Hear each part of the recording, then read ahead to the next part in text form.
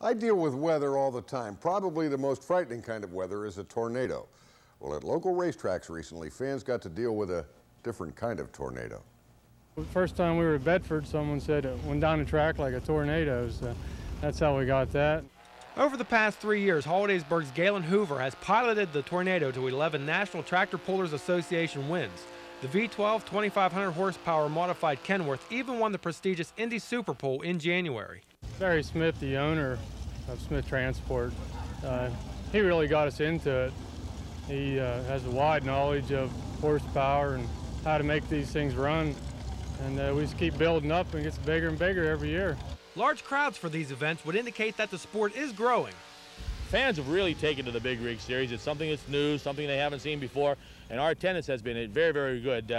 Happy to have all the guys on there, and especially the local guys from right here in the south central part of Pennsylvania. The crew's efforts in the shop ensure that the rig is virtually race-ready when unloaded. As a crew member on this, what are your challenges in preparing for each competition? Making sure the truck's ready for Galen is the biggest part of it. Making sure there's no breakdowns. A lot of races we have to travel far away and we can't afford to break down before the pole. Without getting into the laws of physics, let's just say pulling over 20 tons of weight can be a handful. Well, when you start down the track, there's not a lot of weight behind you.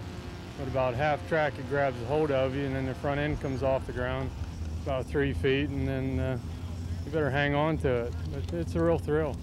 So the next time the big rigs are in town, despite Casey's forecast, beware of the tornado.